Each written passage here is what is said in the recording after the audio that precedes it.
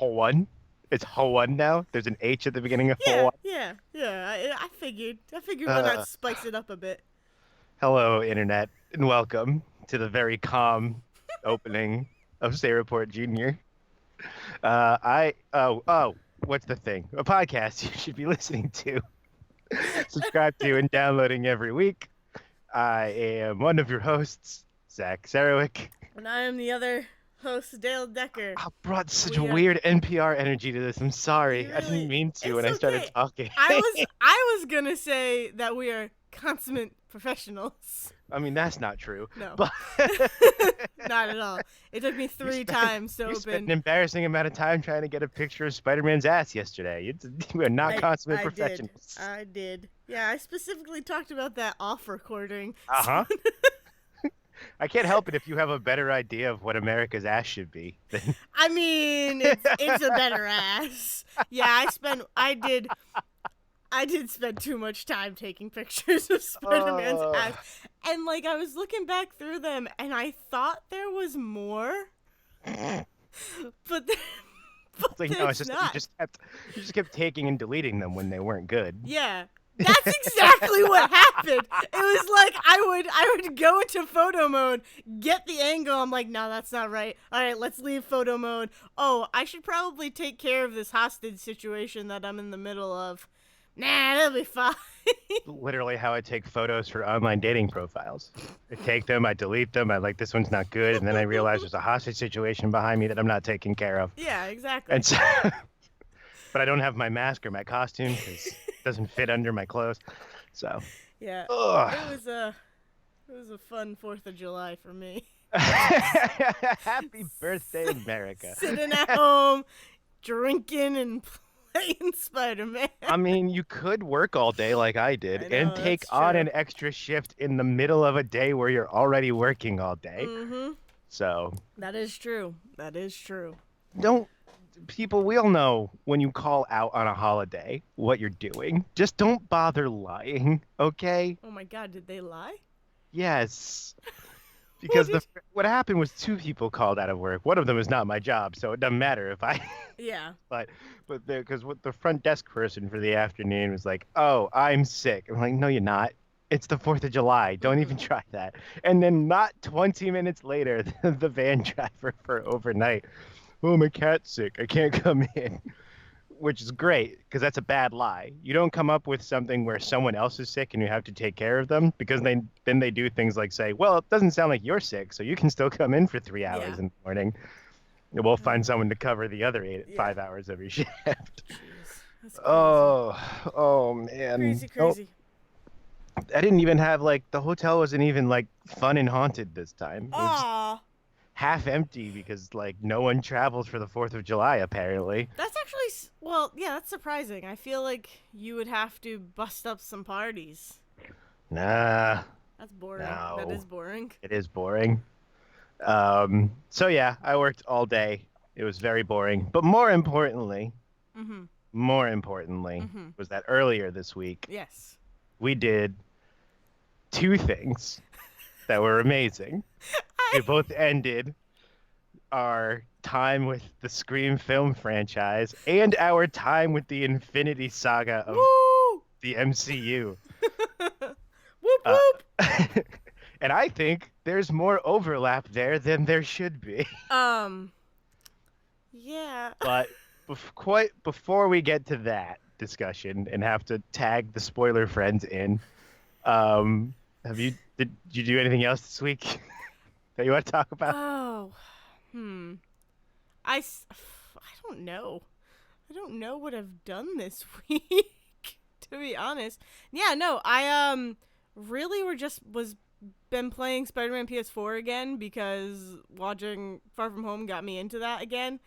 And I started the only other really big thing I think would be that I started Mr. Iglesias on Netflix. And I love it cuz it's just so cheesy. But it's It's gonna be fun when that thing gets canceled in 2 seasons. oh yeah, it might not even get a second season. A second season, I don't know if people are really gonna be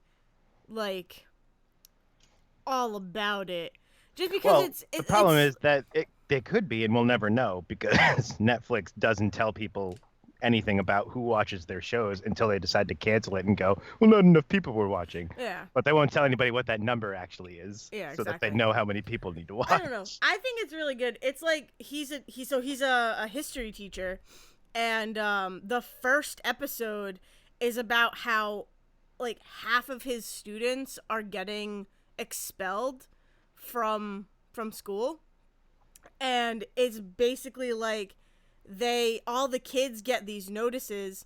Is expulsion it's expulsion where you don't come back, you can't come Yes. back, basically, is And, expulsion, and right? just out of curiosity, is this a charter school by any chance? I Do they don't say? know. This is a thing with charter, with like the whole like charter school craze that came up, is that one of two things happens every time charter schools open, is that either they serve just like private schools where all of the people whose like parents could donate money to things like sports programs and band programs and stuff all take their money and their kids elsewhere to a charter school because they're quote unquote better, Yeah. even though statistically they're not, leaving schools with like no one to help them keep them afloat. Yeah. No, Or the it's other direction is they get rid of all of the kids that are underperforming to make the school look better, and then those kids get shipped off to a charter school where they're just not given anywhere near any of the decent help.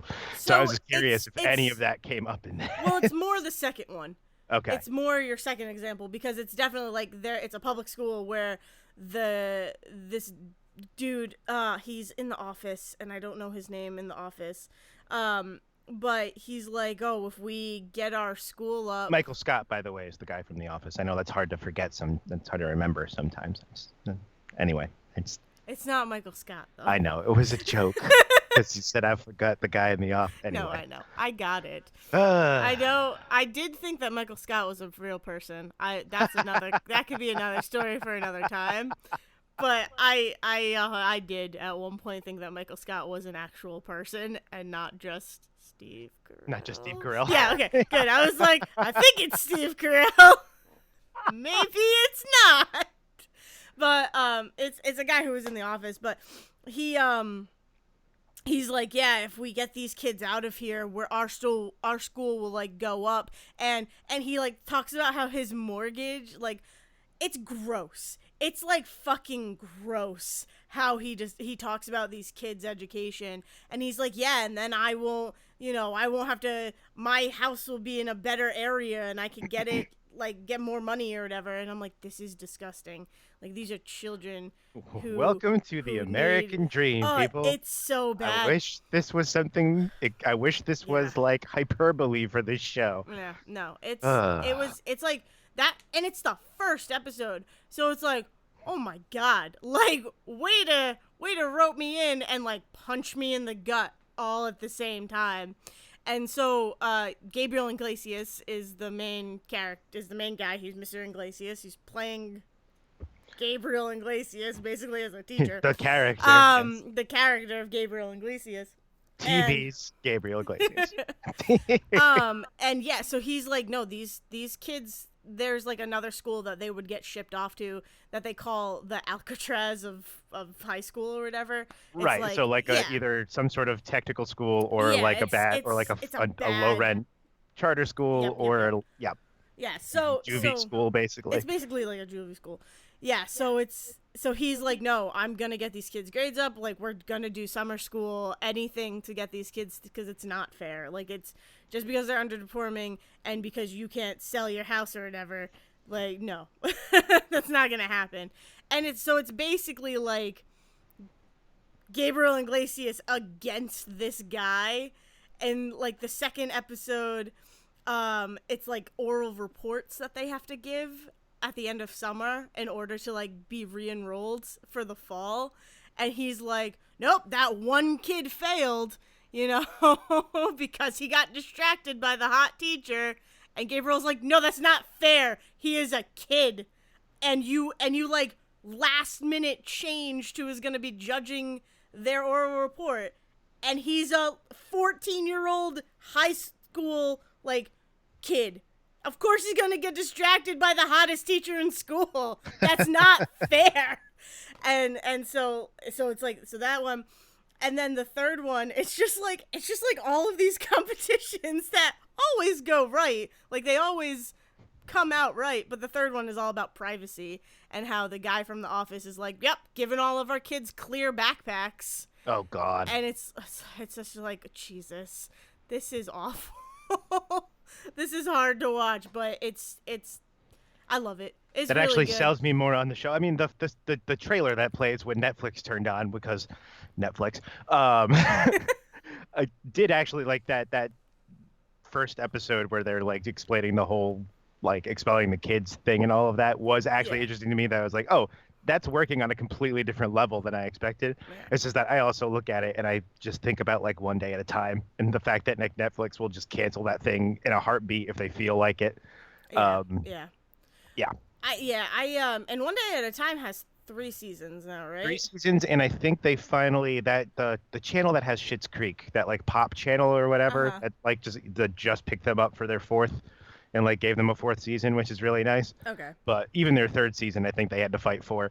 Netflix. So it came, there was like an article or something that was going around where, or like excerpts from an article where, and I'm sorry, Siegen, I know that you work, this is your company, but keeping this journalistically separate, whatever the hell we fall under on this podcast. Yeah, Um, journalists. I don't know. so there's like there was basically like quotes from executives and stuff that were like, well, every show peaks in its second season and then starts to fall. So why bother even keeping shows on after 2 seasons?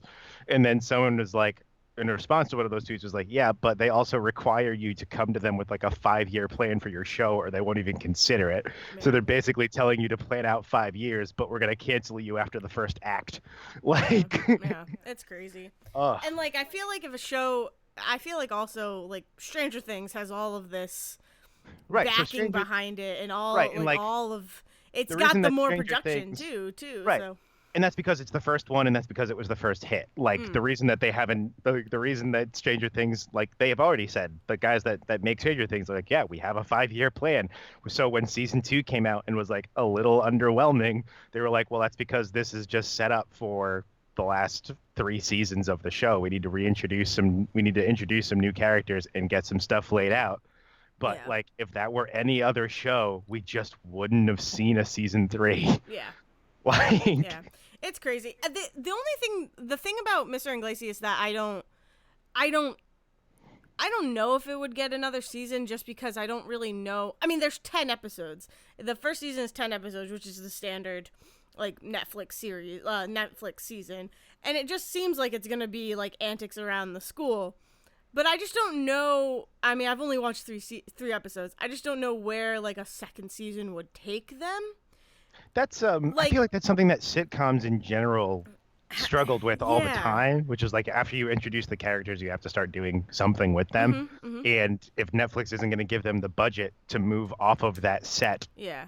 like what are they going to do with that? Like I would almost so basically the first episode is their last day of freshman year. So it's all these kids last day of freshman year, they're going on to be sophomores. Second episode, it's the end of summer.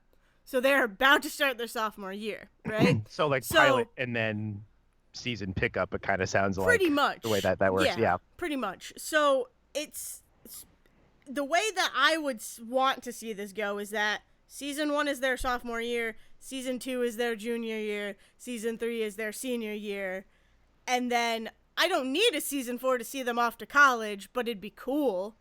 But I could very well just get an ending episode where all of the kids go off and like do what they're going to do after high school, and so like kind of like a Booksmart ending. Yeah. Where it's like I don't need to see what they're doing. I just need to know what they're doing and know that they're going to be okay, pretty much. So, but I just don't see that. I don't know.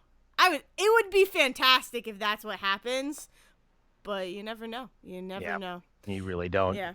anymore. Oh, and it's also like he dedicates it to a teacher that he had in school who believed in him when he didn't. So it's like really personal for him as well, it seems. So maybe it will stay around because he'll fight for it. I don't know. Yeah. We'll Yeah, see. it's hard to tell how much pull he might have in that situation, but Mm, who knows? exactly. I don't know. But yeah, I recommend it. It's fun. It's cute. it it's just fun to watch these kids like fight for what they believe in and fight against the school system, which is kind of shitty at times. So, yeah. Huzzah! Uplifting. Uplifting to the highest degree. Yeah. So, have you been doing anything else this week or just working? I've been mostly working, but Yeah. here's what working has allowed me to do. I have been just running through audiobooks like they're fucking like binging them like they're Netflix series. So after like immediately, probably the same day, if not the day after we recorded our Dark Tower Hot Topic episode, Yeah. I just started listening to the Dark Tower series again. Yeah. Because Audible is weird. So I have them through Audible, Amazon's like ebook or audiobook service. Yeah. And what's weird about Audible is, I'm trying to think of the best way to explain this. So every book that I have on Audible, I have maybe 20 or so. I got because I had signed up for Audible for like almost 2 years. And so they do, it's like $15 a month. Every month they give you a credit, and that credit can be used to get basically any book that they have. You can get one of them, which means that you can end up getting a lot of books half off because a lot of those books are like $30, especially if they're newer. So you can end up getting a $30 book for $15. And depending on how quickly you go through those, that could be your whole month to go through them, especially when you start talking about like Stephen King and his 20-hour fucking books. So what was strange was that after, that almost 2 years or whatever, I canceled my subscription because I was starting to fall behind. So I have like 4 or 5 books that I still have not listened to on there. And I still went back and re-listened to 8 books instead because that's just what I do. So do you get to keep the book even if you that's don't have the subscription? yeah. So that's the thing. So I went back into Audible thinking that I was going to have to sign up for the subscription again to listen to them. Yeah. I'm like, no, straight up. Here's your library and here's your 20 books. You can do whatever you want with those. I mean, that's even if you're not paying for them, that's because they pretty consider it that credit they give you is considered a purchase of that book, not not like a license to the book or whatever. The way that like video game subscriptions work. great. Yeah. So That's how like, I thought it would work. Is like kind of how we were talking about Stadia and thought stuff. it would work. Yeah, Yeah. I think everybody kind of, and maybe it did for a while, and they changed it. I don't know, because Or now maybe we're just so used to that. pretty much, Like, because when you do the math on that, they could and could not be losing money. I mean, theoretically, someone probably sat down and did the math and was like, well, they pay $15 a month and pick up a book that way. They're more likely to get more books than if they just bought the books one at a time whenever they felt like it. Because then you'd probably have like one person buys one $30 book once every 6 months. You make $60 a year out of them versus $15 a month subscription, and they're more likely to go in there and browse and find stuff. And now you're making whatever 15 times 12 is. Don't do math. Nope. I don't do math on principle. You make that $60, that same $60 in 5 months. Yeah, in 5 months versus, 12. yeah.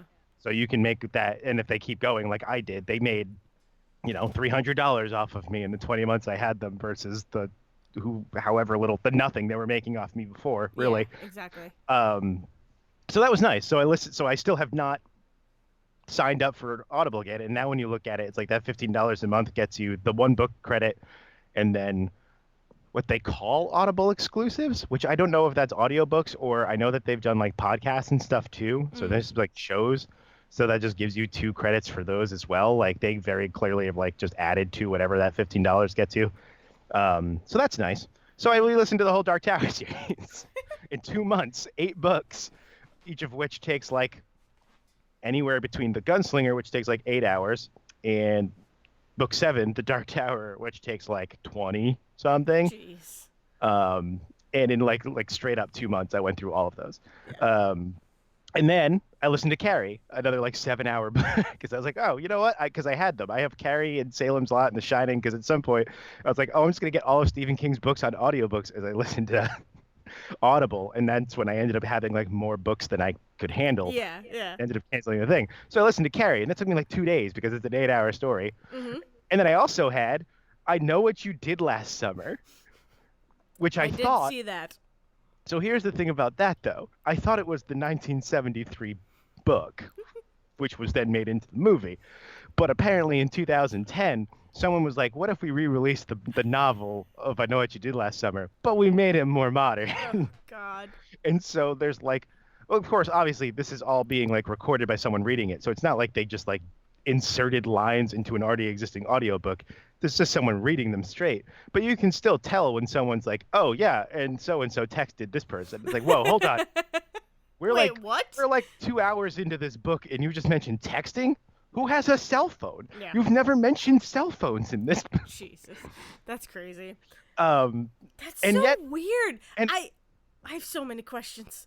well, what's also weird about that is that, like, so 1973, that book comes out at the height of Vietnam protesting, Mm-hmm. and there are student protests. One of the like, there's main plot points take place around the fact that there are student protests on a campus, and so it's like used as cover for something, and they just make it the Iraq War. Oh wow. It's just like, oh, Jeez. so and so went to Iraq after this or something, or like, oh, they're just protesting, they're just having anti-war protests on Memorial Day because we still do that in 2010. Mm-hmm. Yeah, so it was weird, but it's also very clearly like a book that was written in 1973 Yeah. because one of the characters is 18 and didn't go to college, instead got a job at their local news station and has their own apartment. Sure. Yeah, you gotta suspend some disbelief there. Based on that Yeah. it's being played by Sarah Michelle Gellar in the movie. But that's the other thing that's weird, right? The book comes out in 1973. The movie comes out in 1997, right after Scream. And then this comes out in 2010. So this isn't even this has nothing to do, or like the movie has nothing to do with this revision. The movie does its Yeah. own way of modernizing that story in the 90s. Yeah, I'm sure. I'm sure like it changes It's also stuff like, to oh, it be more changes. modern. Dale, it changes so much. We got to watch that movie Oh my because god. the whole fisherman killer with the hook thing is not even in the book. That's literally something they just put in the movie because of the urban Because legend of the hook on the like of the hook killer with the hook on the door handle thing. Hashling They, and Slasher? yeah, basically, like they just were like, oh, by the way, we just put this into this other story. Jesus, Has that's nothing to crazy. do. That's crazy. Yeah, I was just like, I was thinking, I'm like, how do you go about just like, we're just gonna rewrite this? I guess it's how people do. We're just It's gonna remake this movie. It's not even like rewriting. It's But like it's like, someone scanned through what? different sentences and went, what if we just mentioned computers in this line? Like, there's a character that's like in the hospital, and his mother's like sitting there talking to him as he's recovering. It's like, oh, we're gonna move you back into the house because he was like living in a frat house on Yeah. campus or something. It's like, we're gonna move you in the house. We're repainting your bedroom, and we can even roll in the portable TV and your computer in there too whenever you're ready to come home. Oh my god. Oh my god.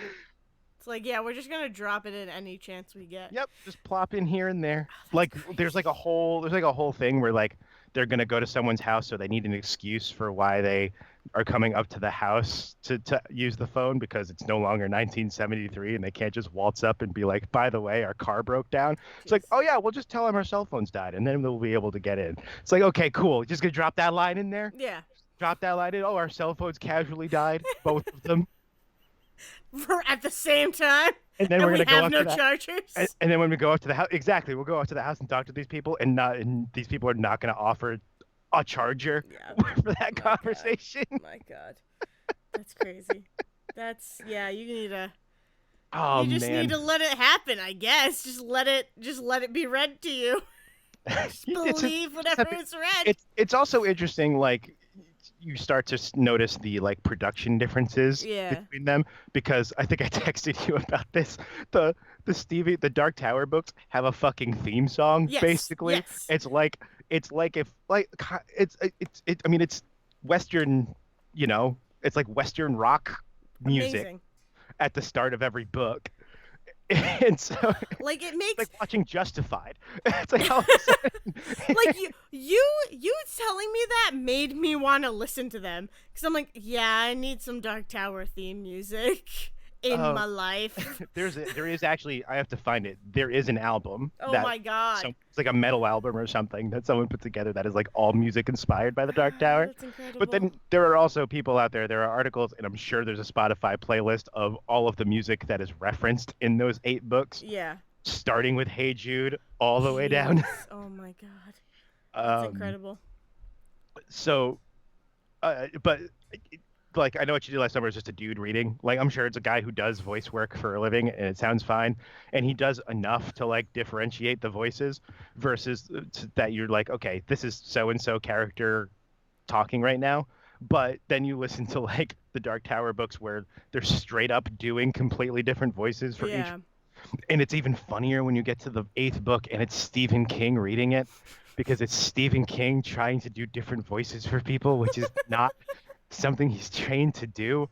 You can tell at least one of those characters, he is straight up pinching his nose Oh my to try god. to talk through. Because he all of a sudden he starts mumbling a little bit, and you're like, you're just standing there with your fingers over your nostrils. Hello. Basically, that's what the character sounds like. I wish I knew quotes other than whatever. What do you think you're gonna do? Come into this town and start moving us around and all this stuff? It's like, dude, you're just seriously, you're just mumbling into a microphone. It's so good. And then you get like Carrie is read by Sissy Spacek, which is great because she's a great dramatic actor, but she ain't doing voices. But she's giving you all of this inflection in a different way because she's just good at drama. Yeah. I think Kate Mulgrew does like does The Fireman by Joe Hill, who's like Stephen King's son. That's a 30-hour book. Oh Jesus. Yeah. That's crazy. What happens when you have That's a awesome, 1,000-page book that you then have to Well, record? yeah, read. God, Read God and help me when I record. get to the stand. I don't even want to know how many hours that's going to be. I can't The wait to hear. 1,400-page book, Dale. Jeez. The complete unabridged version of The Stand is 1,400 pages. Oh my god. Yeah, that's gonna be like hours upon hours, 100 hours. So that's what I've been doing, just listening to that. I'm in Salem's Lot now. It's great. It's a completely different person. There was like two guys that did the entirety of the Dark Tower series, and the only reason it wasn't the same guy doing all of them is he got in like a motorcycle accident after the you had fourth, mentioned that. so he couldn't read the other three. Yeah. So it's like that's all almost entirely in just those two voices, and then all of a sudden it's just like I've heard three other people do voice right now. So you finished. I know what you did last summer. Finished Carrie. Finished I Know What You Did Last Summer because both of those were like 7-hour books. Yeah, very quick. And then Salem's Lot is like 14. Nice. So I was like, God. The Shining is after that. Who knows? Who knows where to go after that? Yeah. I mean, if I keep going just up the list, I guess it's Dead Zone? That's fourth one? I don't remember. I really want that to be Christopher Walken. I know it's not, but that would be great if Christopher Walken were reading The Dead Zone. But going back to I Know What You Did Last Summer. Yeah. That transitions us beautifully into the Scream franchise. Yes, it does. Because you have finally seen all 4 of the Scream films. Yeah, I have. You watched Scream 4 last week, and oh man, it was just as good. Like I'm just so happy that you had just as much to be like, what the fuck going on during that as the other 3 movies. Yeah, I was a little bit nervous going into that one because I'm like, because how much of a time jump, like time difference, like when did that one come out? That came out in 2011, and Okay. Scream 3 came out in 2001. So Scream came out in 96. So it was 25. It was a 25-year jump from the first film. Yeah. So like it just felt so weird that it existed, even though for me it's like, bitch, they're all just in the same timeline for me because I'm just watching them weeks apart and months apart from each other. So it just, but I can only imagine how people, when Scream 4 was being released, they were like, wait, another one? Well, and so Scream 4 comes out 2011. Like remake is the way of most like everything top studio. Yes. Well, yes, but top studio horror. Yeah. Right. Like starting in like the late 90s into the early 2000s, you start getting like The Fog gets remade, and House of Wax gets remade, and even like sequels to things are just like or like direct to video sequels are just new characters. There's a third I Know What You Did Last Summer movie that is just a completely separate story from the other 2, and it's like a direct to video thing. So that's the coolest part about Scream 4 is that it is the same world. Right. So Scream 4 gets announced, and they're like, we're not doing a remake. This is straight up, what if we just came back to these characters 25 years later? Yeah. And it inadvertently kicks off 8 years ahead of time kicks off what we're doing now, which is the sequel, which is like the sequel reboot type of thing. Like you don't get Halloween 2018 without Scream 4 coming out first, Yeah, because Scream exactly. 4 comes out and people are like, "Oh my God, it's actually like a decent movie to sit down and watch. This wasn't fucking horrible like we all thought it was going to Yeah. be." No, not like when I said I was nervous, I was just like, this just seems like it's going to be different somehow. I don't know if it's because it's Emma Roberts, not Thompson. I almost said Thompson again. I don't know if it's because it has like newer faces in it, or if it's something like it just felt so different every time the trailer would play before any of the other three. And I'm like, yeah, I can't imagine like how it will stand up, but it does. It And does. what's It's interesting is still super fun. I think we went through, because I did the same thing. Like I saw that movie was coming out and I was like, okay, so Hayden Panettiere is in this, who's 22 and Mm-hmm. still playing 17-year-olds, Yeah. and Emma Roberts is in this, and she's coming from like Nickelodeon, Mm-hmm. right? That was what And like what's Nancy called was Drew, on. like Yeah, she was exactly. Nancy Drew. She And, was Unfabulous for me. Like I and don't like you've know got if you the know that Culkin that show. was in Scott. Yeah, Unfabulous was what I was just thinking of. Yeah, I freaking Um, love that show. and like there's the Culkin from Scott Pilgrim Yep. is in this. And so I'm like, oh, okay, this is probably what it felt like when Scream was coming out and people were like, oh, it's Skeet Ulrich from, I forget what he did in the 90s, but Nev Campbell is in Party of Five, and like all of these like current character actors, like, oh, it's Matthew Lillard from Mm-hmm. Hackers is in this movie. Yeah. This is like, and Rose McGowan from what would have been Jawbreakers probably at the time. I don't remember which one came first, but I think Jawbreakers came out before Scream. Devin will correct me. Um, so like to watch all the Scream 4 news coming out and be like, this must be what it felt like when someone was like, oh, all of these kids that are on TV want to be movie stars, Yeah. and this is Yeah. what they're gonna do. And this is I where mean, they're Hayden gonna Panettiere start. has always been a movie star. I think Nashville was her first. No, Heroes. Sorry, would have been her first TV Yeah. show. But Mm-hmm. like she was in Titans before that, so like she's always been just a Yeah. TV. Yeah, like a movie person to me, and like her being in Heroes was like always weird to me. That was like, but she's in movies. Why is she in this TV show? Yeah. I feel Uh, like I definitely saw her in some Disney or Nickelodeon oh, thing at sure, one she. point, Oh, but what's it I called? don't Isn't remember. is she the one that's in the Color of Friendship? Is she the one that's from South Africa? Is she the white chick that's from South Africa in Color of Friendship, the Disney Channel? I I feel like she is. don't know. I don't think so. I thought that was. Wait, maybe it is. For some reason, I can't think of her name now. I'm just gonna call her Rogue. Anna Paquin. Yeah, for some reason I Also thought at it the was beginning of this movie. also at the beginning of Scream 4. Yes, I thought she might be in the Color of Friendship. I'm looking it up right now. All Color of right. Friendship. It's not Hayden Panettiere, but it's also not her. It's someone else. Okay. All Damn. right. Anyway, Whatever. But yeah, I feel like I definitely saw like Hayden Panettiere in something else before I actually saw her being like I mean, I in watched Remember the Nashville Titans more and times than I ever should yeah, have in my life, because that was what every school and church function wanted to put on after yeah. Remember the Titans came out. Well, yeah, and I So, definitely saw that too. I saw that in weird chunks. I don't know if I know I've definitely seen it like beginning to end, but I don't remember sitting down and watching it beginning to end. But yes, she's obviously in yeah. that. Um, Yeah, it's but yeah, so Scream 4 is coming out, and then on top of that, to be like, but the big news that gets everybody drawn in is, oh, but we got Nev Campbell back, and we yeah. got Courtney Cox, and we got David Arquette. We're getting Getting the all the band back originals together. back. We're getting the three people who are still alive back into this movie. Yeah, exactly.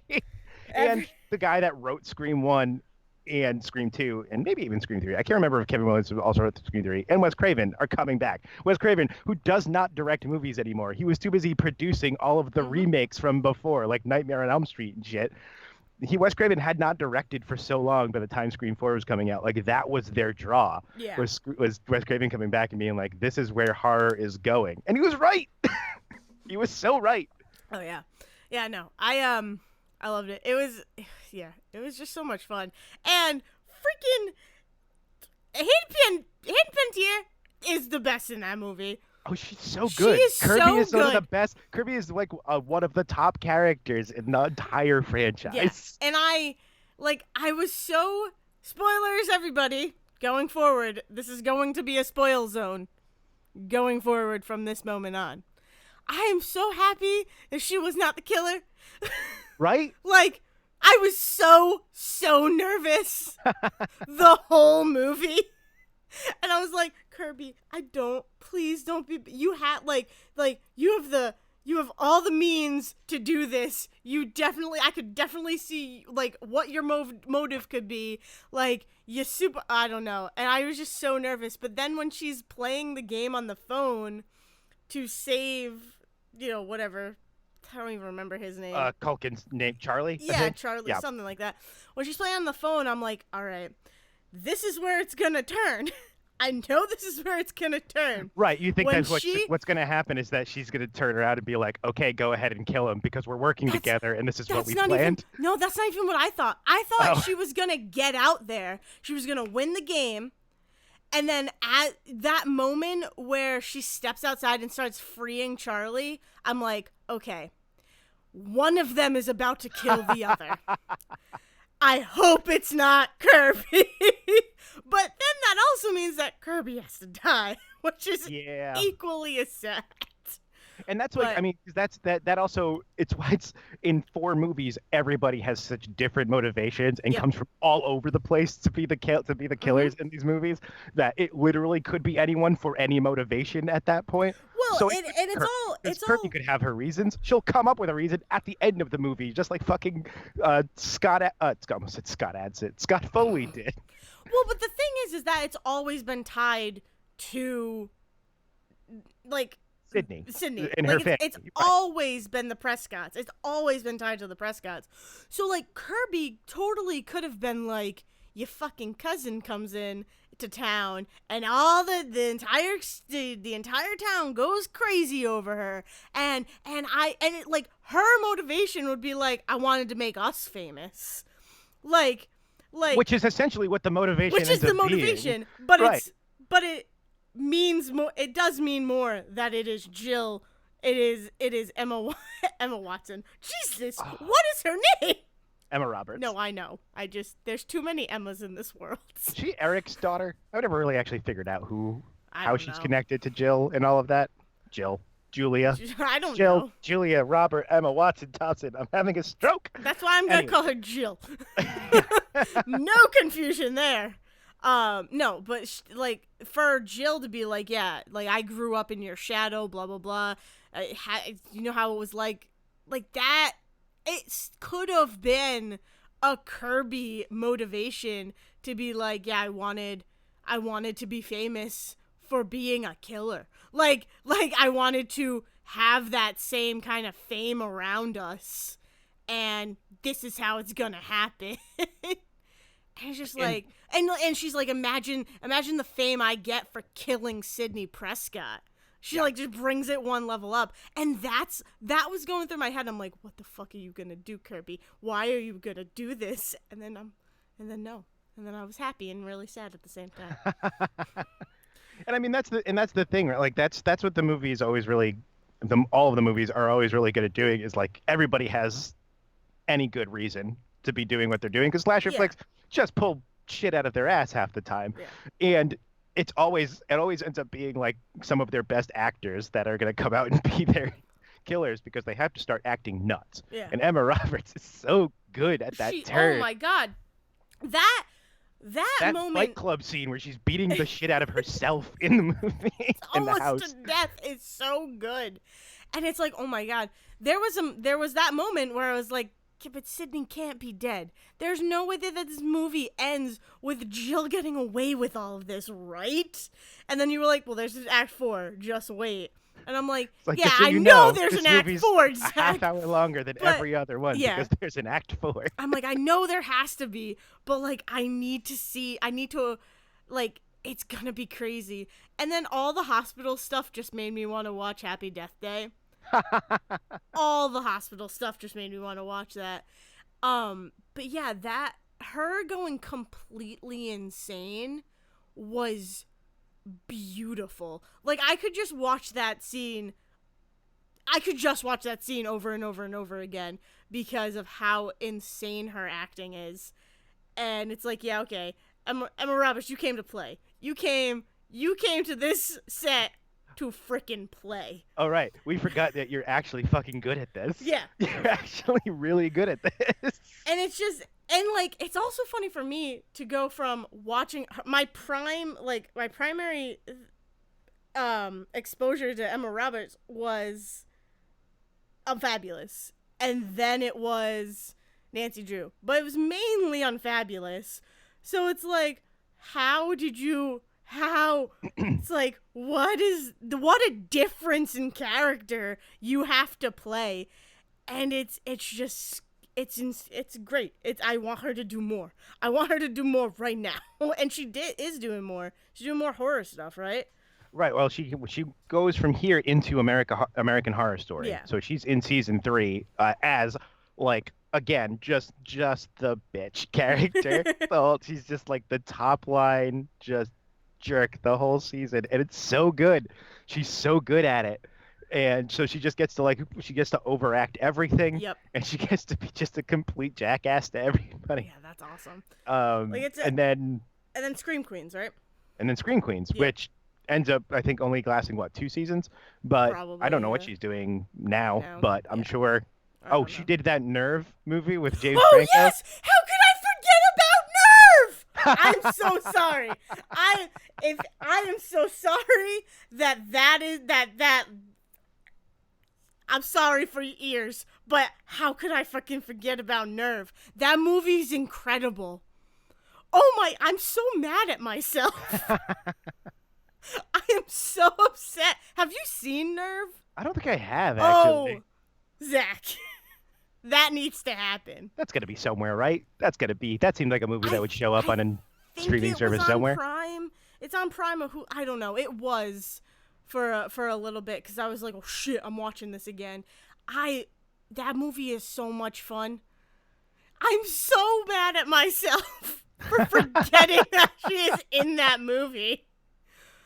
Oh, it is her, right? Yeah, no, it has to be. Yeah, it's her and James Franco. It's definitely. It's Not not James Franco. Dave Franco. Get it right. The younger Franco. Yeah, the younger Franco, the better Franco. True. The not terrible Franco. Oh, she's also in Meet the Miller. We're the Millers. Oh yeah, I'm so upset with myself. Oh, she does show back up on American Horror Story, so she just ended up being in. I always forget that they started mixing all those seasons together and making it one giant universe. So she ends up coming back in American Horror Story. I'm so upset that I forgot she's in We're the Millers too. She's like the best. She's one of the best parts of that movie. I can't. I'm so upset with myself. Her in Scream 4 really just was like, this is the pinnacle. But it's, oh my god. Well, that was the thing that I think made everybody Jesus. realize that she's more than just Julia Roberts' niece. Yeah. That she had something more that she could bring to the table, and she's willing to go into things like Scream 4 to do it. Yeah. My god. I'm really upset that I forgot she was in Nerve and We're the Millers. Gotta move on from it though. But yeah, no, Scream 4, it was fun. It's great. The ending is just as fun as all the other ones. And yeah. So we held off on you giving me very pertinent information so we can talk about this now. Tell me the ranking. I need to know the ranking so much. Okay, so we're gonna explode. You're gonna explode. All right. Now, ranking shit is really difficult for me because something with Scream, something like Scream, right? The Scream series, Scream Saga. What would you call it? Probably. I'd go with Saga because I would start wrapping in the TV shows show? on top of that. Yeah. Yeah. Okay. So the Scream Saga, the 4 movies. I really do love every single one of them. But there are moments in ones that I could be like, okay, I'd rather watch that right now than this right now. So when I say this, know that I still love them all. This is saying I'm ranking these movies, but also I would put these movies above so many other movies. Yeah. Oh yeah. this is basically like how I would want to watch them. If I were to like if I didn't have anything to do and just wanted to watch a movie and I grabbed Scream, my ranking would be, are you ready, Zach? Yes. How much more can I delay this? No. Scream 2. Really? Yeah. That's surprising. I'll tell you why afterwards. Okay. But it's a pretty simple ranking. Scream 2. Scream, the first one. Then Scream 3, Scream 4. Really? Yes. Wow. Yeah. Why? What is Well, yours? because it's Scream 1, Mm-hmm. and then 2 and 4 I actually flip-flop all the time. Okay. And then Scream 3 at the bottom, and that's not Really? that's not because I don't like Scream 3. I like Scream 3 for other reasons, but out of the 4 of them, it's the one that does not fit in with all of the others Okay. as well as smoothly. But I still love it My for ranking some of more its absurdity. so it's weird. My ranking goes on the ending. Like it's Okay. 100% purely the ending, like the payoff. Right. So Scream 2, Laurie Metcalf, you can't fucking beat. You really can't. You I mean, can't actually, beat rewatching that with you, I had and again, it's the first time that I've watched this. I mean, I watched it last year, but I mean, especially I think after like Lady Bird coming out, all of a sudden looking at Laurie Metcalf again and being like, "Yep, this is solid Metcalf right here." Yeah, no. And I think after like I had just I think between the last 2 times I watched all of these, I had also done that whole marathon weekend where I watched all of the Friday the 13th movies. So like Pamela Voorhees was big in my mind. Yep. And like really comparing her to Pamela Voorhees this time was the first, like it was the first time I'd really done that. And I was like, oh, she's such a better version of Pamela Voorhees. Yeah. And so I don't even have that. I just have, like, it's based on the Scream knowledge that I have. Right. So making the villain of the second movie the mother of the killer from the first movie just works perfectly. Because of course there's going to be backlash. And a mother that like abandoned him in the like a big motivation for Billy in the first one was that his mother found out about his father's affair and fucking just bolted. Yep. And so the fact that she would then come back and be like, you like a year ago I left my son, but I was gonna come back. Yeah. And you killed him, and motherfucker. You killed him. And like, what the hell is wrong with you? Yeah, no. This ranking definitely comes from, I would much rather sit down and watch Laurie Metcalf and watch the movie again, knowing she's the killer, and just to watch it and see how like fake she is and how good she gets in with like Gale in some points, but also just like she is such a pseudo Gale that it's just so gross and beautiful and fantastic. I love it. and the ending scene, like the final scene in the theater is the like beautifully choreographed. Like it's just fun to watch and feel so claustrophobic that it's like, yeah, this is crazy. For being and a scary. being a giant auditorium, they shrink that space down into just the stage. Yep. Yeah. It's great. It really makes you feel like it really makes you feel uncomfortable. And I loved it. And then the second one, I also love in that like, the fact that like it makes you feel claustrophobic until like that one, and then there's that one moment where you realize that all of that stone and stuff that's falling is fucking it's just fake. Yeah.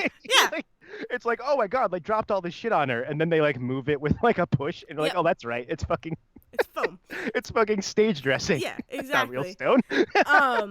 Yeah, no. And then and then Scream would go second because it's the original, and again, watching Billy and Stu, oh man, like their freaking energy at the end together is so creepy and so good, and it's such a good payoff. Cause like while I was watching that, I'm like, all right, I don't ever trust you, Billy. I mean, that's the I thing, don't ever trust you.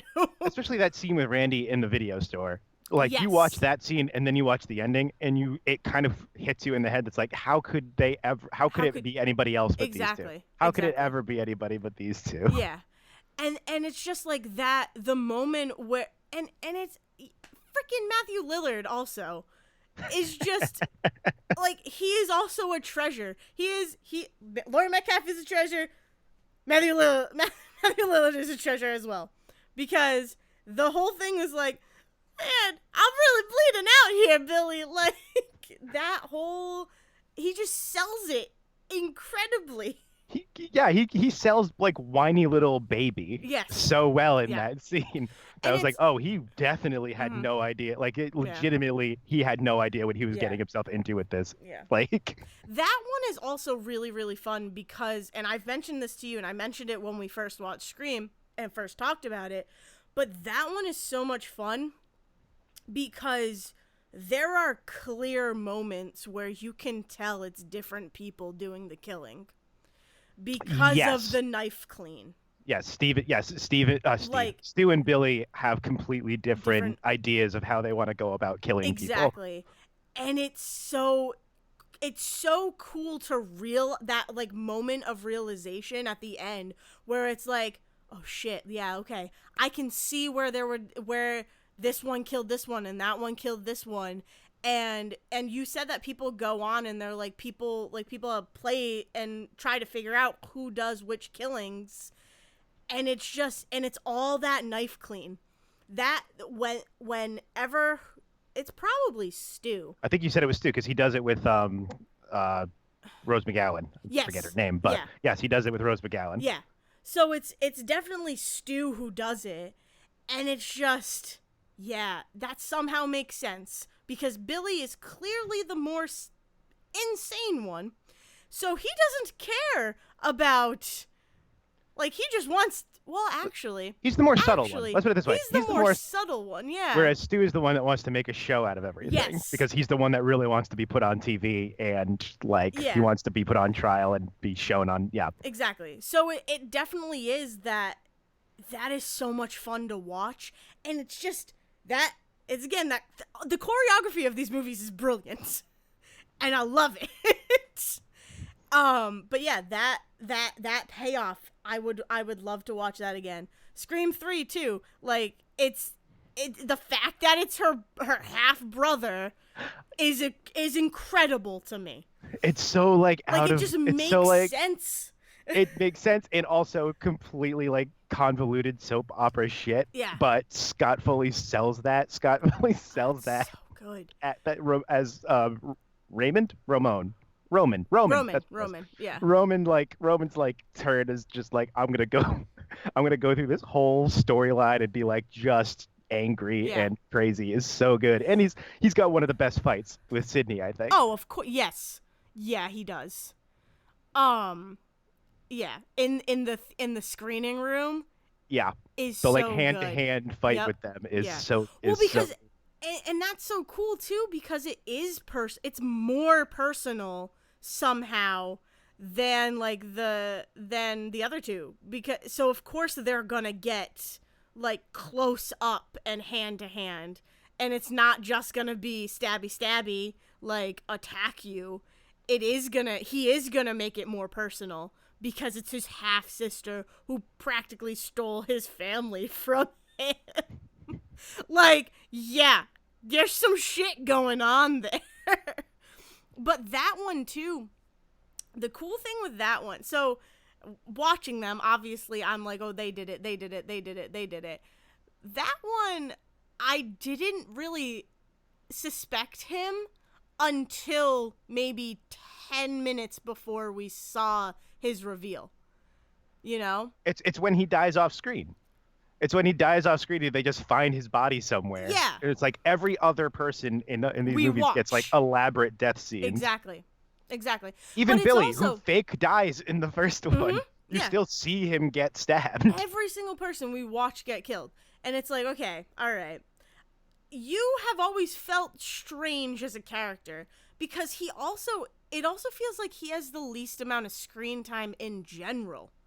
if I'm remembering it correctly. Right. They always seem to come in with him Cause like halfway through a conversation and he ends up yeah, leaving. He ends up yeah. leaving the room after after finishing up whatever he's saying. Mm-hmm. So he's like, they do a really good job of like making you forget who he was. Like the scene where I don't know her name, but where she goes and she has like a meeting with him. She has a phone Jenny call. McCarthy, Yeah, it is Jenny McCarthy, right? who gets Okay. two scenes and dies, Yes. just like her character. Yes. Yes. So it's Jenny McCarthy. When she goes for that phone call, I'm like, who the fuck is Roman?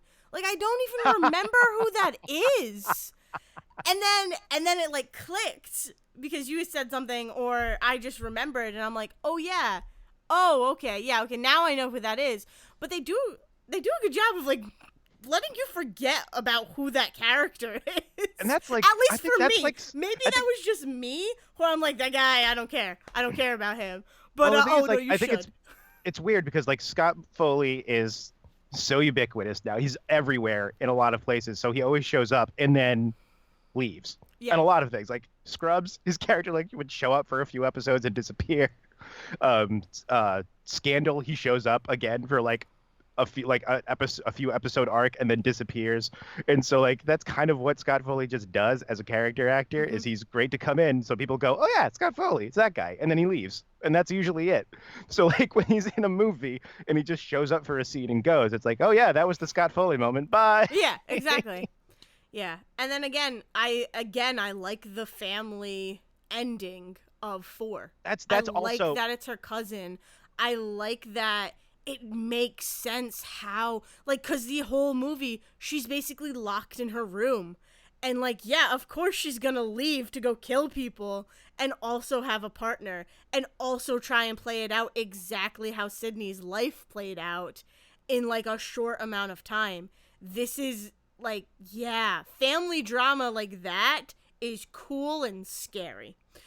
And I it think works. And I think this is the reason why I end up always putting Scream 1 at the top is that, like, I love Billy and Stu together. Yeah. And I love their dynamic together. And also separately, like, I love Stu getting the TV dropped on him. Yeah, yep. And, like, Billy has, like, Skeet Ulrich has some great scenes by himself.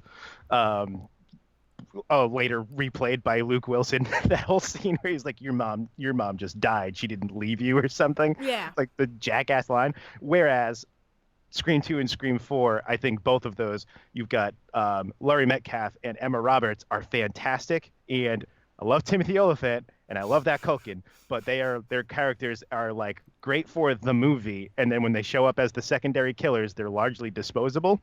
Yeah. Like they're great, and they serve their purpose, but they are much more sidekicks as opposed to Stu and Billy, who I think Stu is also a sidekick, but he was more convinced that he was more a partner in that. I think it's a bigger surprise to him that he is just a sidekick. Yeah.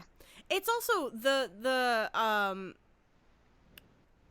they seemed like, I don't know, they're just pawns. And it's also not as surprising. Like as soon as Timothy Olyphant like was like, haha, and I'm like, yeah, that makes sense. You've been recording this whole time.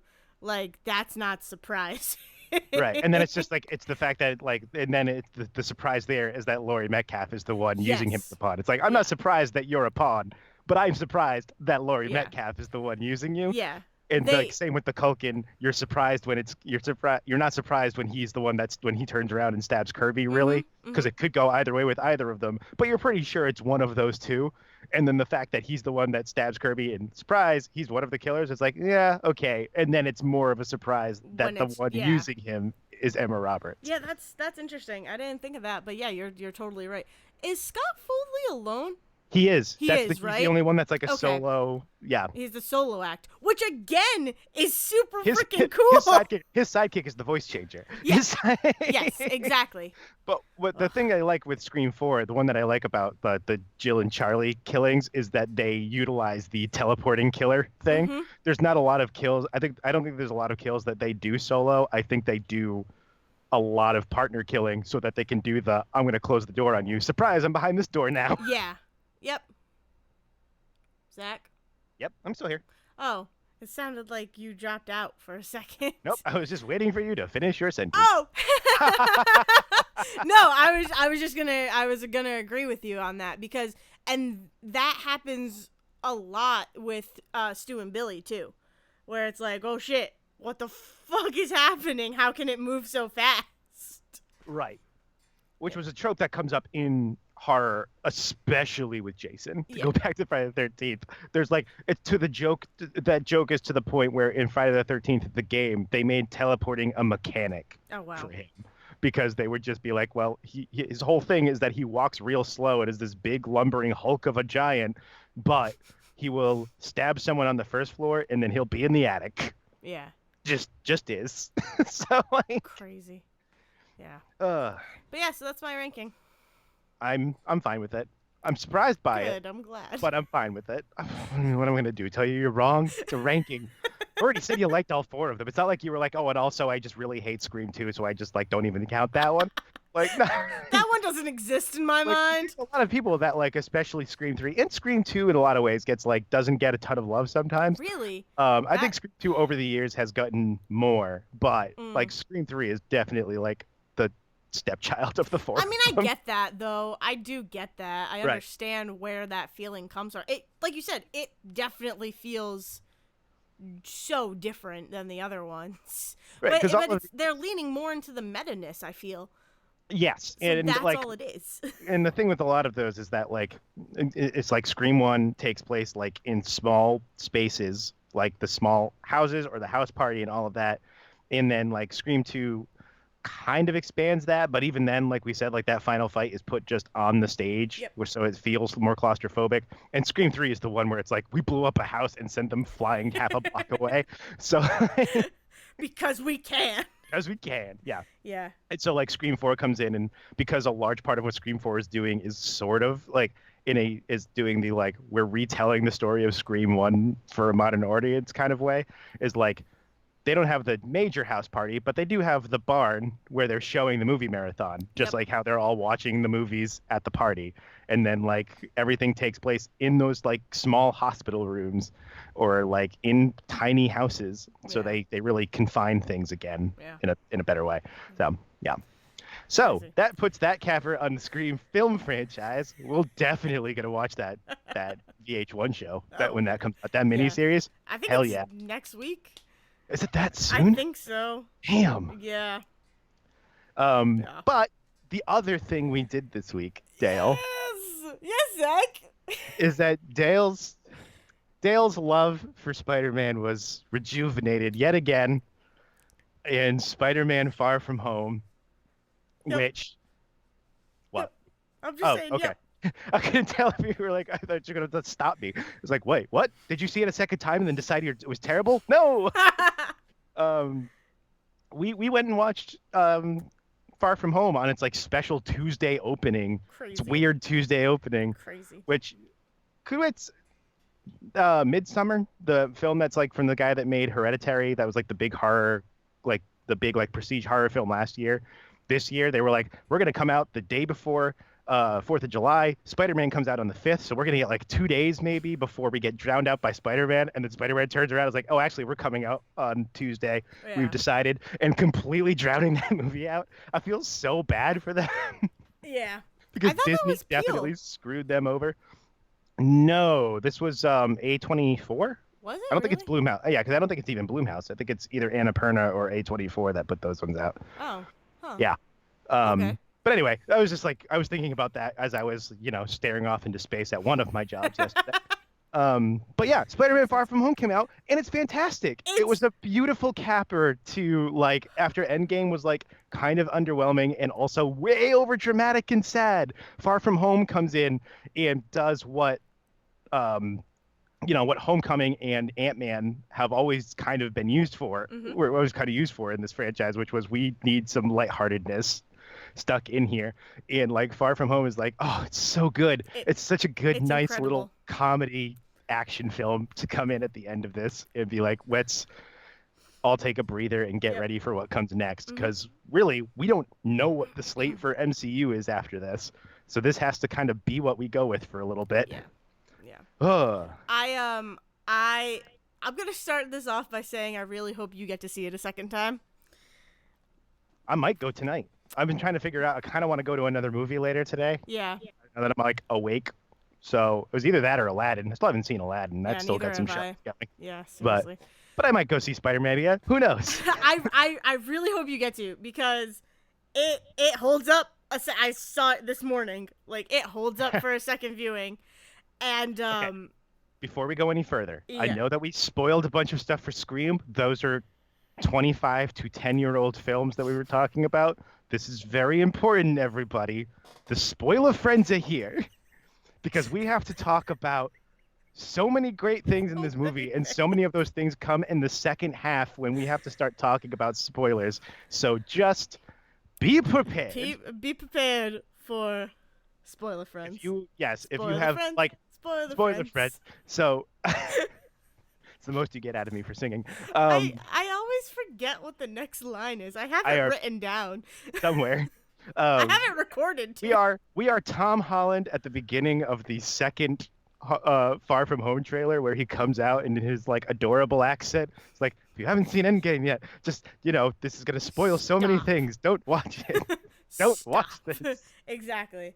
Oh, okay. So yes, So I freaking loved every second of this movie. And I'm so happy because I was so nervous for it, because I do still like Homecoming, but there's a lot in Homecoming that doesn't work for me. Just like for the character Spider-Man alone, and I've mentioned these, so I don't need to go into that. But this really just like allowed this character of Spider-Man and Peter Parker to be Spider-Man and Peter Parker, and it fixed everything. this is a film that like the best MCU films that have come out, Mm. in my opinion, taking that for what it's worth. Because I like most of the MCU. I like the MCU canonically more than Dale. Um, but I like them. I just whatever. They're right, not, but yeah. there's a they are a specific animal. They Oh are an yes. episodic storytelling of Yes. not just sequels within their own characters, but they are sequels to each other. They are a larger Mm-hmm. expanded Which is universe, cool. all of that, which is a cool experiment. And I Yes. like that they do it, and I like that there are highs, and that's just a thing that's going to create highs and lows naturally. Mm-hmm. I But agree. the best MCU films are the ones that were able to kind of keep themselves out of that shit. Yep. So Black Panther, like, even though Black Panther does like a large chunk of storytelling going into Infinity War, it Mm-hmm. also exists as its own movie. Like, the whole thing is to set up the idea, is like to basically the whole point. Like, if you're gonna put Black Panther into its context for what comes up in Infinity War, it's mostly so they don't have to explain what Wakanda is again, Yeah. because they already kind of explained what Wakanda was in Civil War. But this was like your introduction to Wakanda and why it's important, like why it's such a cool, important place to have the fight in Infinity War. But other than that, it is its own awesome story Yes. about the history and the story of Wakanda. And like Thor Ragnarok, even though it is the third Thor film, taking place completely separately from where Thor has taken place before and out of the universe in like Yeah. its own dimension, Yeah. is like its own story. And even Guardians of the Galaxy, like the first one, Mm-hmm. was like a huge departure of in the middle of phase 2, when we're getting like Winter Soldier and all of the depressing dark MCU shit, for Guardians to come in and be like, but now on the other side of the galaxy, people are still dancing to 80s music. And they like comes in as its own fun thing. And it's even the same with like Ant-Man. Oh yeah. Is like, what if we told you that like basic superhero story we've been telling, but we did it with comedy? So this is just like, this feels like one of those where Far From Home feels like it got to be its own thing, which does reference what came before and is in large ways, a reaction to Endgame, Oh yeah. but is like, the world is moving on, and now these characters have to start figuring their shit out after Endgame. Yeah. And it does it. It's such a good way. And the opening, Dale, that in memoriam and the explanation of the blip. Is so good. Which I need to say, I still like calling it the people who get snapped, not blipped. Right. But I But do like that it has a name, and it makes sense. Right. They were the snapped during the during the time they were snap, gone. but They now were the they are the blipped blipped. after they returned. Yeah, Yes. yeah. It No, I also get that. like and also just like I like the idea of like the only people that really know it was a snap are the Avengers that were there because Yeah, everybody else, as far as they know, they don't just know what fucking happened. disappeared. So Exactly, exactly. That's true. Yeah, no, but their explanation of like how time moved, how aging happened, um, like finally addressing all of that was incredible. while Was still that not telling you what fucking year it is, nope. which And is I oh tried to find a fine. year of my second viewing and could not. Every And you know single what? thing, everything that I was like, oh, I'll look at the check that Happy brings in. No fucking date on it. As long as the here's the thing, because that sets up the precedent that they just should never say it. I never want to know now. Yeah. Because your one chance to explain that to me was this movie. Mhm. So now it just is what it is, and we never talk about it. Yeah. Just never anyone ever is allowed to say a year in the MCU again. Yeah. I mean, I'm sure someone out there has The can math. and do a timeline because you start with Captain Marvel is in the 90s and just work your way forward. Right. And even that, like her having been gone for however many years, Yeah. let's get into some the thing about astrophysics that my brain still can't wrap around, which is that once you get off Earth, time is different. Yep. Once you get off of a planet, time goes differently. So she could have been gone for 5 years for all she knew. And it's Exactly. that scene in Interstellar where they go down to the planet and come up, and the guy on the ship is aged 30 years or Yeah. whatever, waiting for them. Yep. Right. So like Yeah, time gets funky time once and you start space getting moves into space. different. Right. Once you start getting into space travel and stuff like Mhm. that. So like when people talk about how Captain Marvel was gone for so long, it's like she was probably gone for like a month as far as she knew. Yeah, exactly. Came back to She this probably ship. didn't know. Like she Right. probably I had mean, that's no just it. concept She of went out it. to do other shit. Yeah. Um, Also, that's another one that cuz I love you know how much I love Captain Marvel and it really does kind of stay away from all the MCU shit. and again, Like by being 25 years ahead of time. exactly. Right. And um and so like I'm sure there's someone out there that could probably rationalize it as like we don't theoretically up until most of for the most part the Marvel movies as they come out are happening alongside whatever year they come out. yeah. You could probably do some like wiggle room with Infinity War and Endgame where that's like, well, Infinity War, especially in Infinity War and Endgame, where it's like, well, the events of Endgame are 5 years after 2018 Mhm. when Infinity War happened. So like that's at least 2023. But then even then you could probably be like, well, if we just say that Infinity War actually happened in like 2016, there's no reason that can't not take place in 2016. So really it's 2021. Geez, it's only 2 years ahead of us now, so it's not as weird. Like you can probably start getting into some weird Oh yeah, justification I'm that sure. way, I'm which I'm sure. sure people have already started doing. Yeah. So It's crazy. But yeah, like you said, I'm okay and I'm okay that there's no year. I'm okay that people don't say it. I don't need because the it. more yeah, because the more Unless important it's thing, pertinent. Unless right? like it changes the story somehow. I don't Because need it. as Endgame told us, a lot doesn't really change in 5 years, even when half the fucking population disappears. Yeah. So really, uh, uh. Uh-huh. Yeah. Anyway, We never that's the other really thing. got to talk about Endgame on No, here. and really, I mean, because ultimately what it comes down to is that like there was a lot that I really liked in Endgame moment to moment. I think the larger story, I don't think it's a little underwhelming after Oh, what was set yeah. up in Infinity War. Yeah. And I think that, especially logistically speaking, things like it jumps ahead 5 years Mhm. and it doesn't seem like a lot changed. Yeah. And like certain people would disappear when you take away half the people of a city that would like do things like run the power grid. So like that would be important. You can't just Yeah. continue with half the city gone. Like I Yeah. know a lot of stuff is automated, but to go back to Stephen King, one of my favorite scenes in the Stand miniseries is they have like a whole scene about how they get the power plant up and running again because they like in that like 80% or more of the planet dies from a plague. Mhm. And so like people are like, "Oh shit, we don't know how to make power for our houses."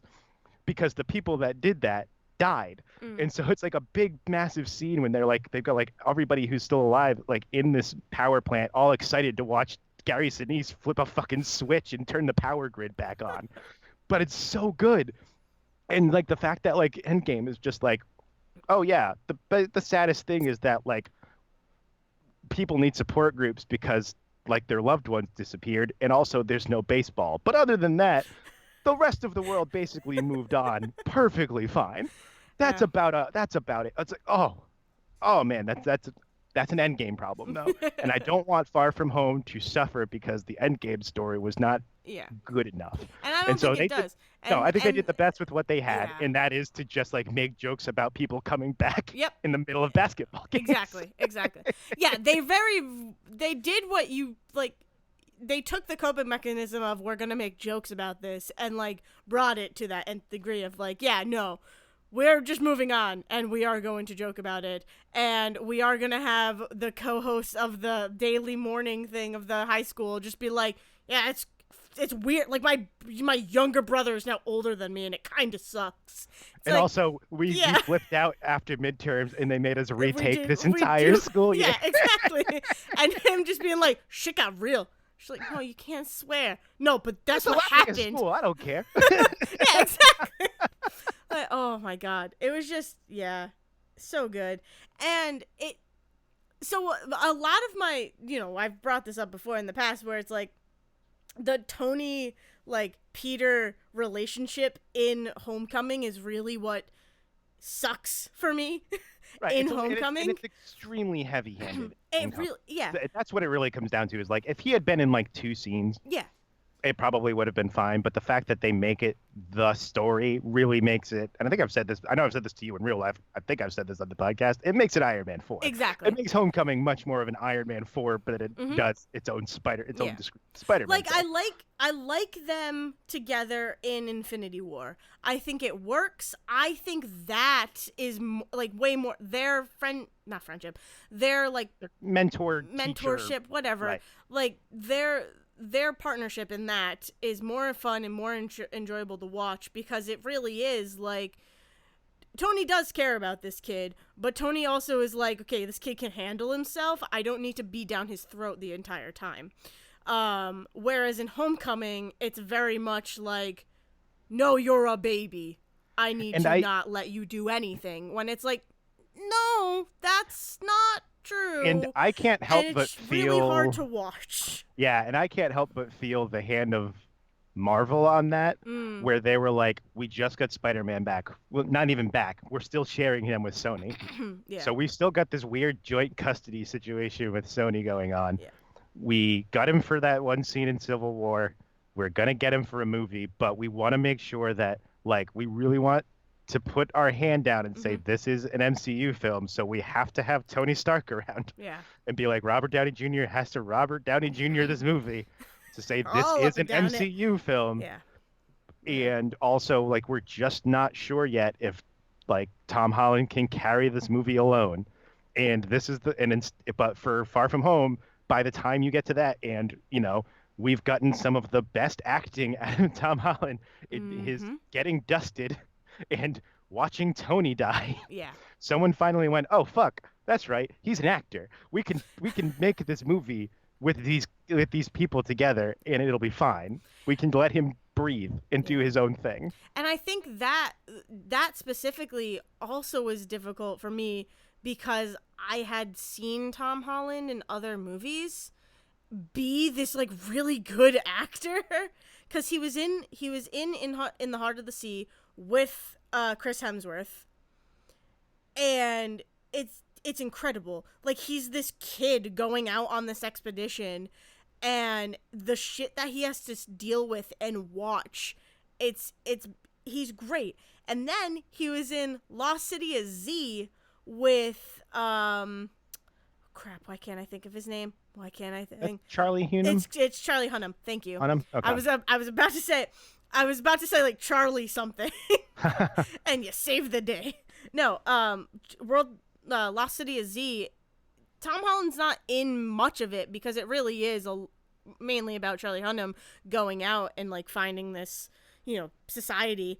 But he comes in for the last maybe like this is kind of a spoiler for not World War Z. It's kind of a spoiler for Lost City of Z, but in the trailers it shows Tom Holland and Charlie Hunnam like hanging out together, so whatever. But he comes in for maybe the last, I don't know, quarter of the movie. Maybe the last 20 30 to 20 minutes. I don't know. I'm really bad with timing. The But last act of that movie, maybe he's in the last like yeah, he's like in the arc last that. act. All right. Yeah.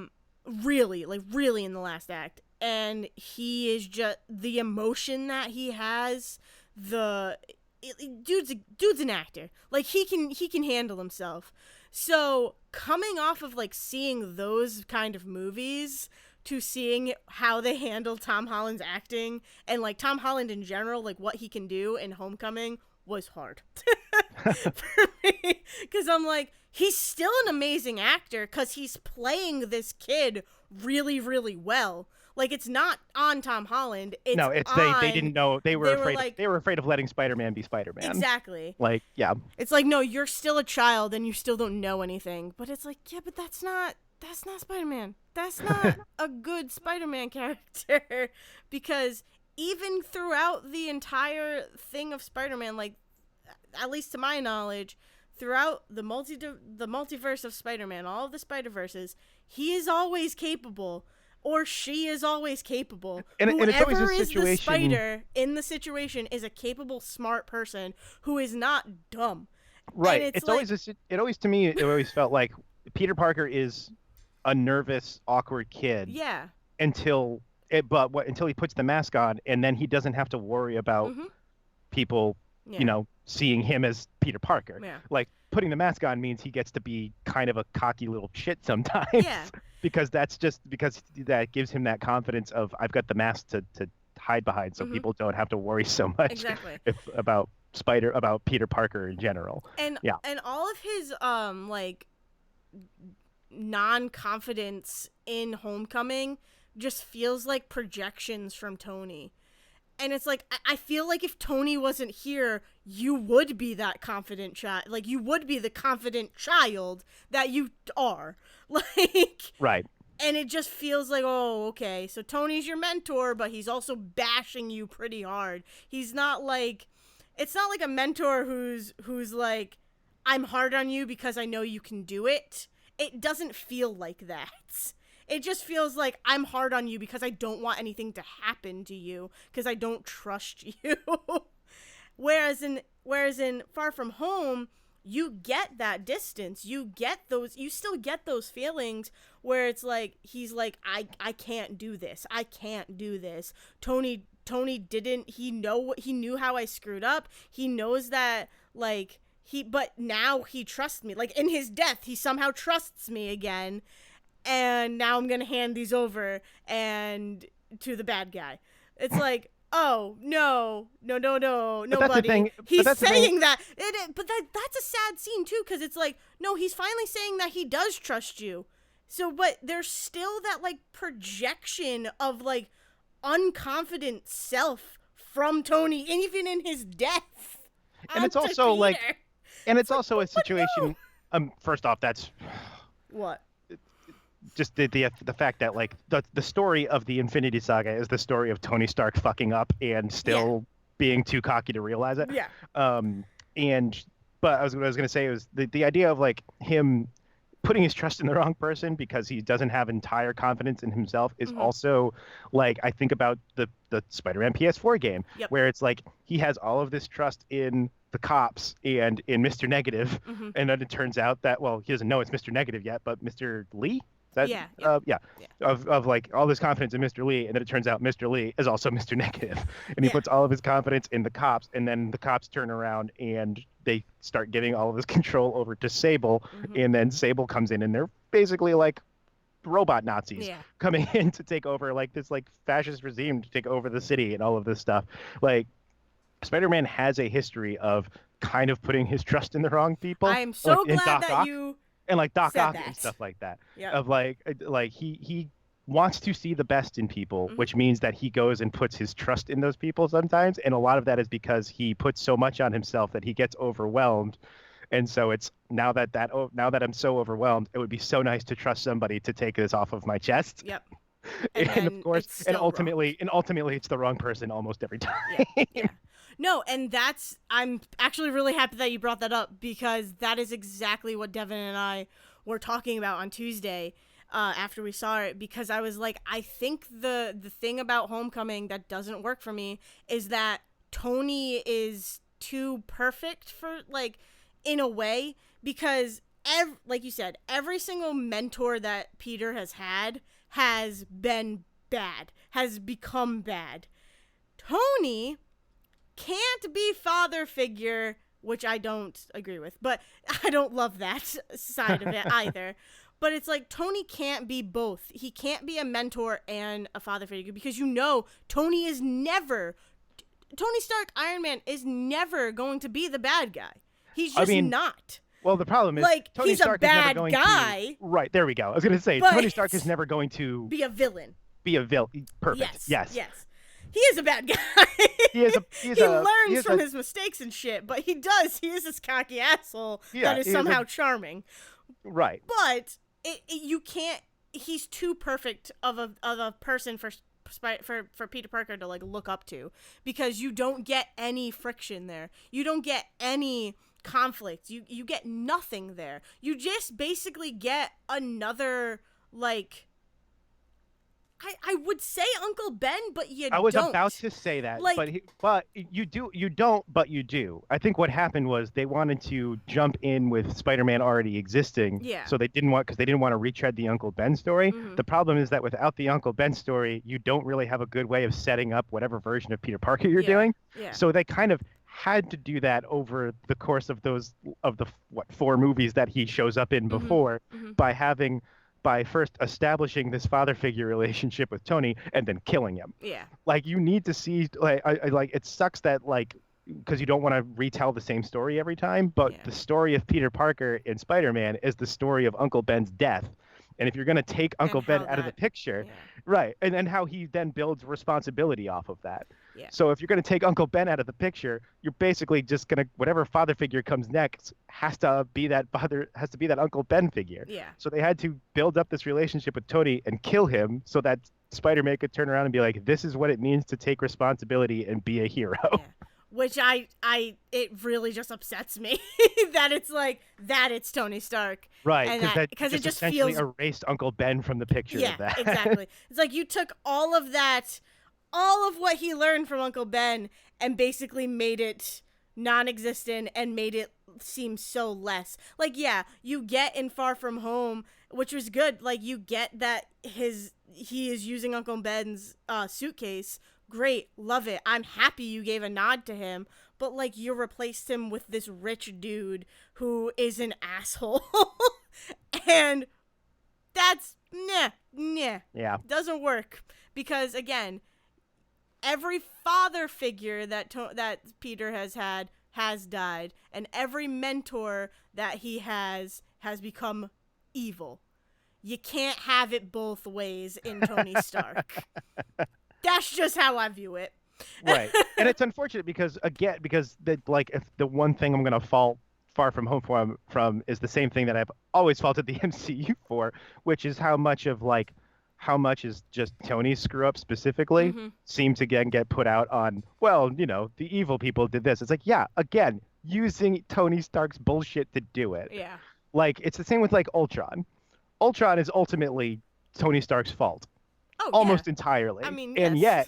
and yet Age of Ultron leads to the fucking Sokovia Accords, and it becomes so much about the Sokovia Accords that we don't really talk about the fact that we don't ever really reconcile the fact that really it's only Tony Stark that has to be fucking reined in. Everybody else is kind of doing fine.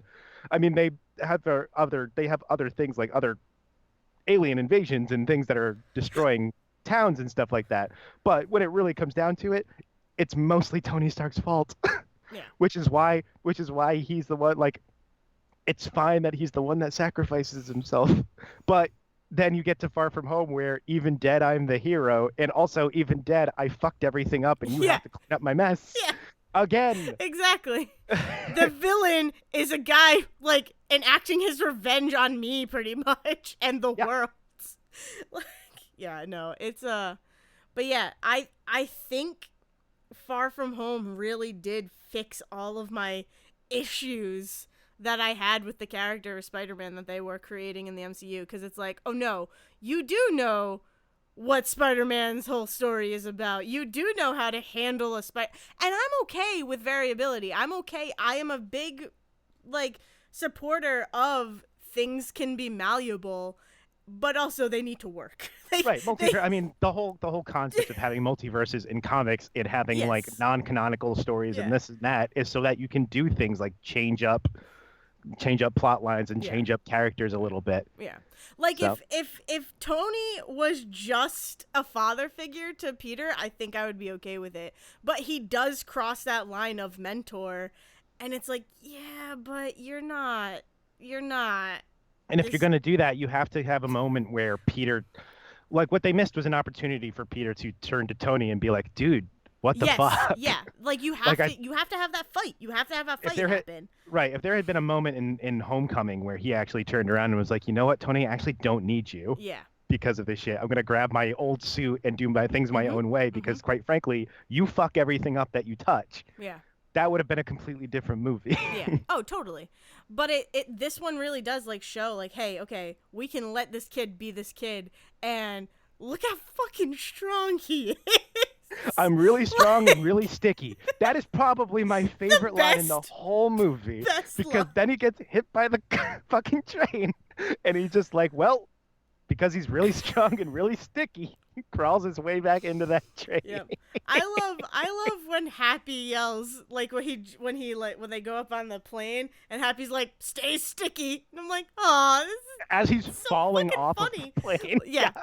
I also We really really have to like talk about you and my I really love the whole yeah, no, like this is just I don't do this stuff. Bitch, please. You went to space. That was an accident. Oh, the It's like, fact that can we what? talk about the fact that Talos said, "Bitch, please, you've been to space." Yeah. Can we talk about the fact that Nick Fury is fucking Talos? Yeah, because like I'm not going to get into the deep possibilities of what that means with how long Talos has necessarily been Nick Fury, but Mm, just this movie, yeah. the idea of Sam Jackson is playing Ben Mendelsohn pretending to be Sam Sam Jack. Jackson Yeah. is so funny to me. Mhm. No, I agree. It's Because like fantastic. I think of a line like "Bitch, please, you've been to space" as oh, this is what someone imitating Samuel L. Jackson would say. Oh, Actually, yes. that's exactly what that line is. Yeah. Oh, yeah. And then what about Captain Marvel? Don't invoke her name. Invoke Oh, is a strong word. Invoke is a strong yes. word that doesn't quite make sense for Nick Fury, But it means more. but it means more to Talos. Yes, because this is a woman who fucking saved us and found us a home. Yeah, you don't get to. Yeah, like Oh that man. scene that scene means so much more knowing that it's Talos. It really does. Like, ugh. And also just the fact that like so much of that like that operation is I mean it's all Skrull. I mean when it really comes Oh down to yeah. it, everyone that's in the basement of that in that basement dungeon or whatever Mhm. are all Skrull. But like then they're in the tower later and it's just Nick Fury and Maria Hill and there's a point where you're kind of like where's Shield? Yeah. Why are these two doing everything by themselves? Well, Like isn't I haven't been watching Agents of Shield and I mean what it comes down to is after the blip God knows where Shield stands.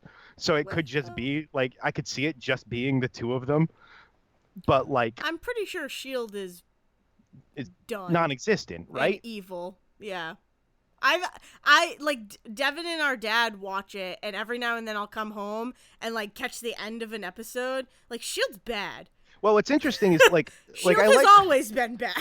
what I like about Agents of Shield and what I like that especially it became was that they have to kind of deal with what the rest of the MCU does, and so you get things like the rise of Hydra Mm, as Shield with yeah. like Bill Paxton is fantastic in that season, but you get that whole thing where oh Shield is actually Hydra from Winter Soldier and they have to deal with that, and Mhm. then reimagining Shield's like whole purpose after like the discovery that oh by the way people have superpowers. So like I'm in season 4 right now Yeah. because it's in season 5 right that they're are they in season I thought it 6 was now? 6. they're in season 6 now. Up to season 5 is what's on Netflix. So Yeah. I'm on season 4 right now. But like so much of that show is like dealing with shit. Mhm. So I don't know where Shield is anymore because they're also 2 years ahead of me at this point. Yeah. So, but like the idea, like I justified the fact that it was just Nick Fury and Maria Hill running around, and then sometimes they had people with them, and sometimes they didn't. I was like, oh, they're just pulling shit together because God knows what Shield is doing Yeah. after everybody came back. Yeah. They're just probably rogue for all I know. That Yeah. makes sense for them. Oh, But yeah, I don't know. Maria Hill. Just, when he goes to leave and he's like, "Hey, good to see you, Hill." She's like, "Yep, sure, bye." Yeah. It's like, Well, oh, because he specifically calls her ma'am. Every interaction ends with ma'am with her, and she's just like, mm-hmm, right. And then it's just like, damn. But yeah, there was a part of me that was hoping, expecting Captain Marvel to show up at some point.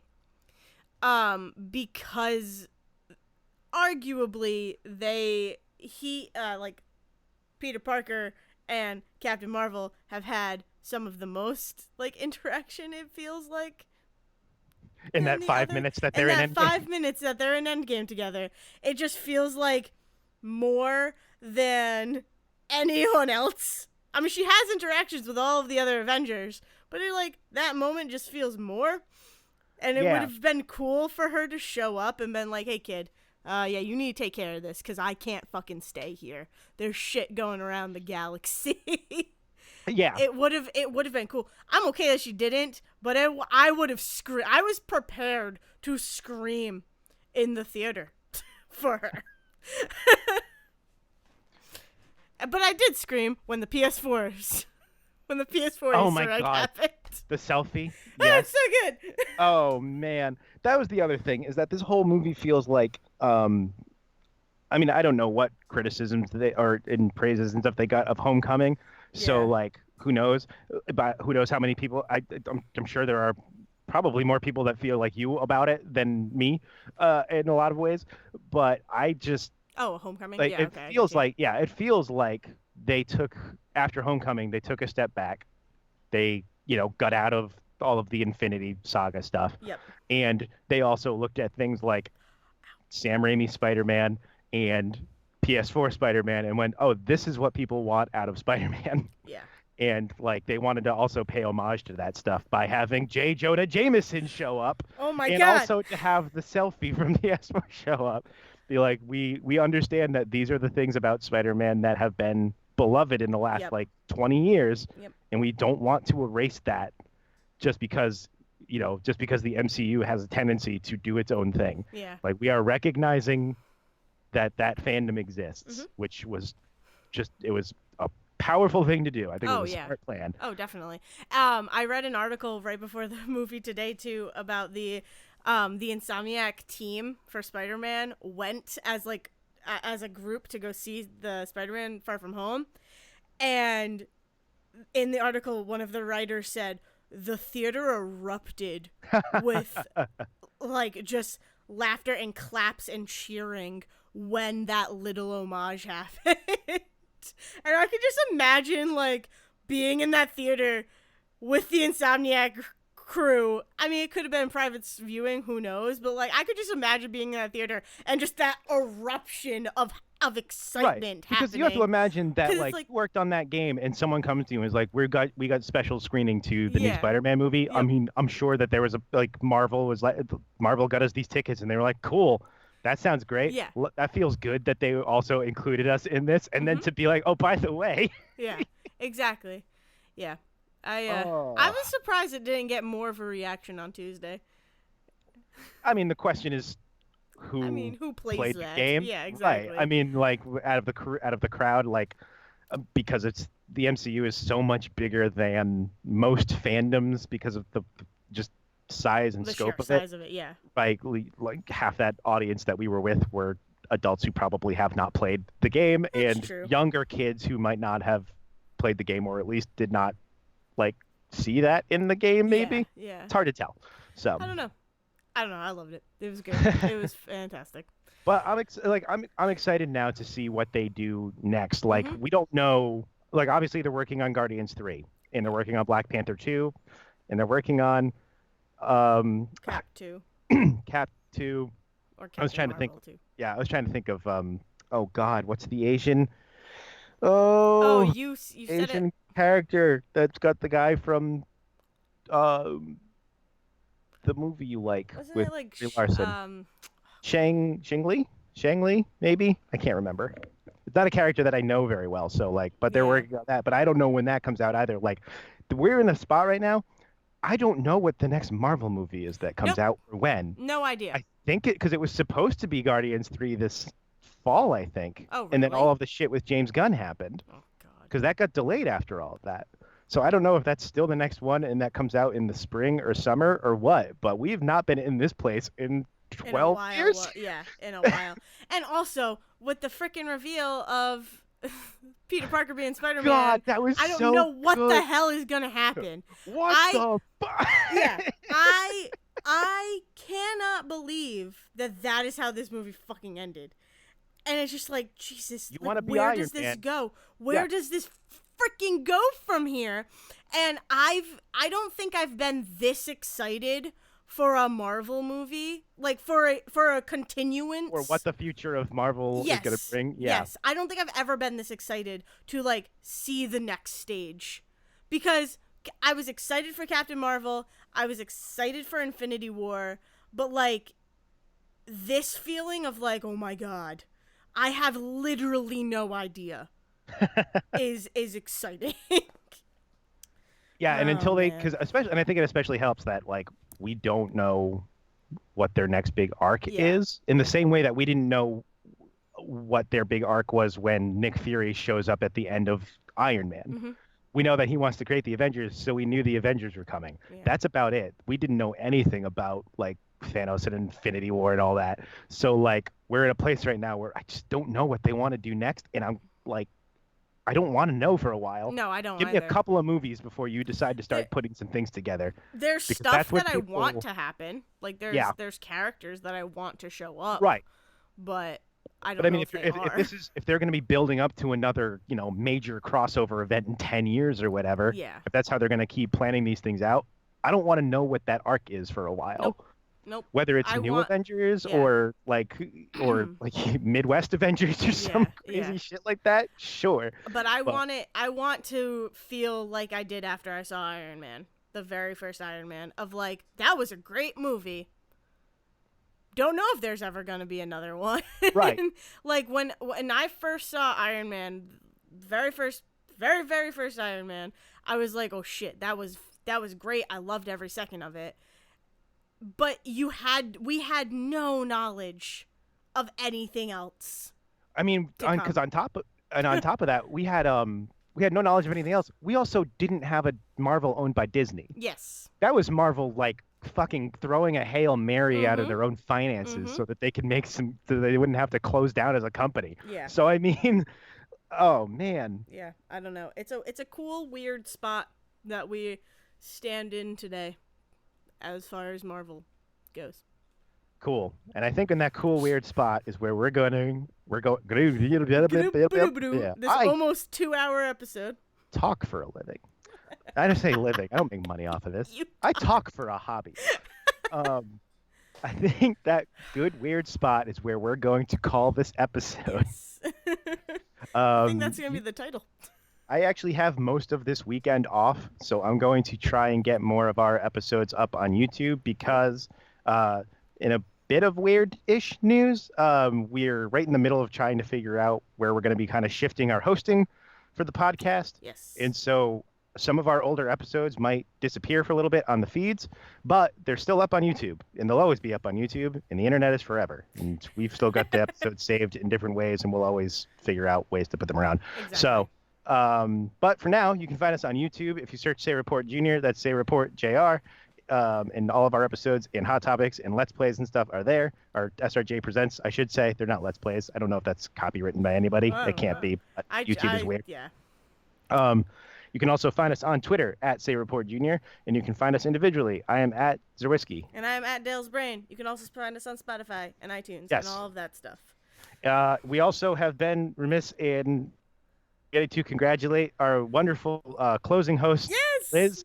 Yeah, Just recently had a baby. Congratulations, Liz. Congratulations, Liz.